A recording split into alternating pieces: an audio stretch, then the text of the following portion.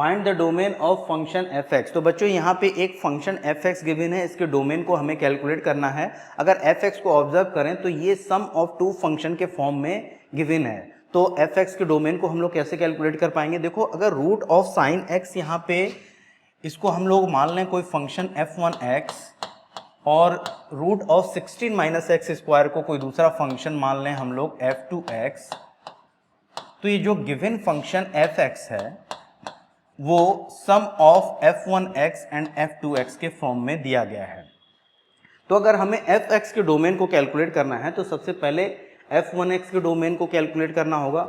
मान लिया इसका डोमेन क्या है, मान लिया इसका डोमेन d1 है। उसके बाद हमें f2x के डोमेन को कैलकुलेट करना होगा। मान लिया इसका डोमेन क्या है, d2 है। तो fx का जो डोमेन d होगा उसकी वैल्यू क्या होगी, intersection of d1 and d2। ठीक है, तो इस प्रोसेस से हम लोग fx के डोमेन को कैलकुलेट कर पाएंगे। यहाँ पे f1x क्या है, यहाँ पे f1x है, यहाँ पे f1x है एक square root function, root of sine X. तो हम लोग जानते हैं कि जितने भी स्क्वायर रूट फंक्शन होते हैं वो अपने रियल वैल्यू के लिए डिफाइंड होते हैं। मतलब क्या है, यहाँ पे f1x की वैल्यू हमेशा रियल आनी चाहिए। f1x की वैल्यू रियल कब आएगी, जब स्क्वायर रूट के अंदर जो भी एक्सप्रेशन है वो या तो पॉजिटिव हो या इक्वल टू 0 हो। तो हमें क्या करना होगा, f1x को इसके रियल वैल्यू के लिए डिफाइन करने के लिए हमें लिखना होगा कि साइन एक्स की value must be greater than equal to 0 होनी चाहिए। ये क्या मिल गया, एक इनइक्वलिटी मिल गई। इस इनइक्वलिटी को सॉल्व करके एक्स की वैल्यूज कैलकुलेट कर लो। एक्स की जो भी वैल्यू कैलकुलेट करोगे वो क्या होंगी, f1x का डोमेन होंगी। ठीक है, अब इसको सॉल्व कैसे कर पाएंगे? देखो, अगर ग्राफिकल अप्रोच से हम लोग सॉल्व करने की कोशिश करें तो कैसे कर पाएंगे, यहाँ पे देखना, ये x एक्सिस है and this one is called y axis. तो अगर मैं साइन एक्स के ग्राफ को स्केच करूं तो कैसे स्केच कर पाऊंगा, कुछ इस तरीके से इसके ग्राफ को स्केच कर पाऊंगा या नहीं? ठीक है, साइन एक्स की मैक्सिमम वैल्यू क्या होती है, 1 होती है, और मिनिमम वैल्यू क्या होती है, -1 होती है। ये 0, ये पाई, ये 0.2 पाई हो गया, ये 3 पाई, ये 4 पाई। सिमिलरली ये क्या हो जाएगा, -पाई, -2 पाई, -3 पाई। ठीक है, अब देखो हमें x की वो सभी वैल्यू कैलकुलेट करनी है जिसके लिए sine x must be greater than equal to 0 है।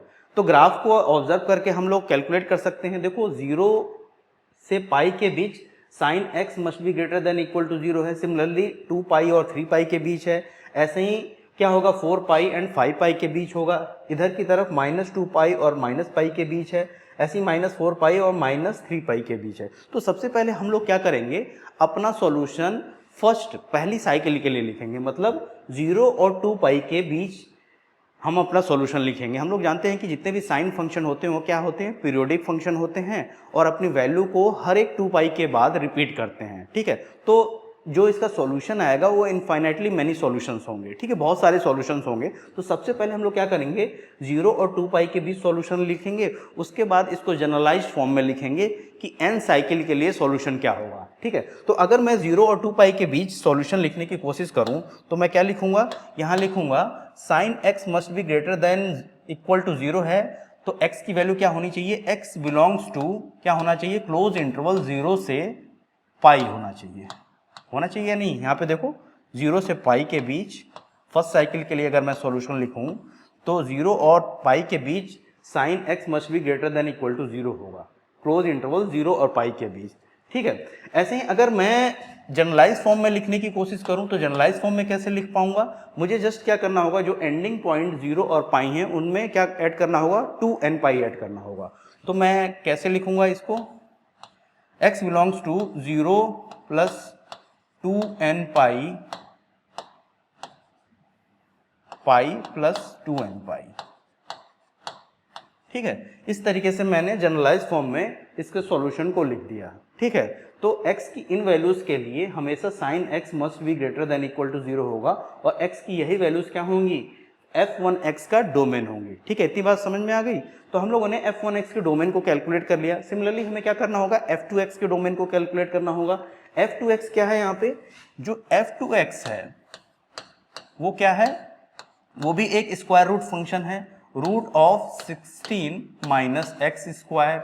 और हम जानते हैं कि जितने भी स्क्वायर रूट फंक्शन होते हैं वो अपने रियल वैल्यू के लिए डिफाइंड होते हैं। मतलब यहाँ पे क्या है, f2x की वैल्यू हमेशा रियल आनी चाहिए। रियल कब होगी, जब स्क्वायर रूट के अंदर जो गिवन एक्सप्रेशन है वो या तो पॉजिटिव हो या इक्वल टू 0 हो। तो f2x को इसके रियल वैल्यू के लिए डिफाइन करने के लिए हमें क्या लिखना होगा, हमें लिखना होगा 16 minus X square must be greater than equal to 0। ठीक है, इसको मैं इस तरीके से लिख सकता हूँ या नहीं, X square minus 16 must be less than equal to 0। मैंने क्या किया, -1 से दोनों तरफ मल्टीप्लाई कर दिया, तो इनइक्वलिटी का जो है साइन है ना वो चेंज हो गया, ग्रेटर देन इक्वल टू क्या हो गया, लेस देन इक्वल टू। अब मैं इसको ऐसे लिखूंगा, एक्स स्क्वायर माइनस 4 का whole square is less than equal to 0। हम क्या जानते हैं हम यहाँ पे जानते हैं कि ए स्क्वायर माइनस बी स्क्वायर की जो वैल्यू होती है वो क्या होती है, ए माइनस बी इंटू ए प्लस बी होती है या नहीं। ठीक है, तो इसी से इसको लिखने की कोशिश करेंगे तो क्या लिखेंगे, x minus 4 into X plus 4 must be less than equal to 0। तो इस इनइक्वलिटी को अगर हम लोग सॉल्व कर लें, x की वैल्यू कैलकुलेट कर लें, तो हमें f2x का डोमेन मिल जाएगा। कैसे सॉल्व कर पाएंगे इस इनइक्वलिटी को, वेविकर मेथड या साइन स्कीम से हम लोग सॉल्व कर सकते हैं। उसके लिए मुझे क्या करना होगा, यहाँ पे देखना, उसके लिए मुझे क्या करना होगा, क्रिटिकल पॉइंट्स कैलकुलेट करने होंगे। क्रिटिकल पॉइंट्स कैलकुलेट करने के लिए इस इनइक्वलिटी के लेफ्ट हैंड साइड में जितने भी फैक्टर्स हैं उनको इक्वल टू 0 पुट करके x की वैल्यू कैलकुलेट कर लेंगे तो हमें क्रिटिकल पॉइंट्स मिल जाएंगे। तो यहाँ पे देखो, x माइनस 4 को अगर मैं इक्वल टू 0 पुट करूँ तो यहाँ से x की वैल्यू क्या मिल जाएगी, 4 मिल जाएगी, और x प्लस 4 को इक्वल टू अगर 0 पुट करूँ तो यहाँ पे से x की वैल्यू क्या मिल जाएगी, -4। तो हमें 2 क्रिटिकल पॉइंट्स मिल गए। अब क्या करना होगा, स्टेप नंबर 2 में इन दोनों ही क्रिटिकल पॉइंट्स को रियल नंबर लाइन पर प्लॉट करना होगा। तो यहाँ पे देखो, एक रियल नंबर लाइन मैंने ड्रॉ कर दिया, -4 यहाँ पे आएगा और 4 यहाँ पे आएगा। मतलब इन दोनों ही क्रिटिकल पॉइंट्स ने रियल नंबर लाइन को 3 इंटरवल्स में डिवाइड कर दिया। कौन कौन से इंटरवल, पहला इंटरवल ये -∞ और -4 के बीच, दूसरा इंटरवल -4 और 4 के बीच, और तीसरा इंटरवल 4 और इन्फिनिटी के बीच। ठीक है, इतनी बात समझ में आ गई। ठीक, अब हम लोग क्या करेंगे, जो हमारा सॉल्यूशन होगा वो किसी भी इंटरवल में हो सकता है, इसी चीज़ को हमें कैलकुलेट करना है। मैं क्या करूँगा, मैं इंटरवल नंबर 2 को सेलेक्ट कर लूँगा और इसके साइन को डिटरमाइन करने की कोशिश करूँगा। कैसे कि साइन को डिटरमाइन कर पाऊँगा, इंटरवल नंबर 2 से x की कोई वैल्यू उठाऊँगा और इस इनइक्वलिटी के लेफ्ट हैंड साइड में देखना, यहाँ पे इस इनइक्वलिटी के लेफ्ट हैंड साइड में x की जगह सब्स्टिट्यूट करके इसके साइन को डिटरमाइन कर लूँगा। तो इंटरवल नंबर 2 में 0 होगा कहीं यहाँ पे, -4 और 4 के बीच 0 होगा। ठीक है, 0 को अगर मैं यहाँ पे सब्स्टिट्यूट करूँ तो देखना, ये 0 -4 इंटू 0 प्लस 4 की वैल्यू क्या आ जाएगी, -16 आ जाएगी। यानी इसका जो साइन आ रहा है वो क्या आ रहा है, नेगेटिव साइन आ रहा है। तो अगर इसका साइन नेगेटिव आ रहा है तो इंटरवल नंबर 2 का साइन भी क्या हो जाएगा, नेगेटिव हो जाएगा। ठीक है, अगर इंटरवल नंबर 2 का साइन नेगेटिव है तो इसके एडजेसेंट इंटरवल नंबर 1 और 3 का साइन क्या होगा, इसका साइन पॉजिटिव होगा, इसका साइन भी पॉजिटिव होगा। ऑल्टरनेटिवली पॉजिटिव नेगेटिव से हम लोग मार्क करते जाएंगे। ये ध्यान में रख के कि जो गिवन इनइक्वलिटी है इसके लेफ्ट हैंड साइड में जितने भी फैक्टर्स हैं उनकी पावर ऑड होनी चाहिए। जैसे x माइनस 4 की पावर क्या है, 1 है, ऑड है, और x प्लस 4 की भी पावर क्या है, 1 है, ऑड है। ठीक है, तो अगर मान लो एक साइन का एक इंटरवल का साइन आपको मालूम चल गया नेगेटिव, तो उसके एडजेसेंट इंटरवल का साइन क्या हो जाएगा, पॉजिटिव, इसके एडजेसेंट इंटरवल का साइन क्या होगा, पॉजिटिव हो जाएगा। ठीक है, अब हमें क्या लेना है, इन दोनों फैक्टर के प्रोडक्ट की value less than equal to 0 लेनी है। ठीक है, तो हम अपने सॉल्यूशन को लिखेंगे, कैसे लिखेंगे, इंटरवल नंबर 2 के सभी वैल्यूज को लेकर के कैसे लिखेंगे, x belongs to close interval -4 to 4।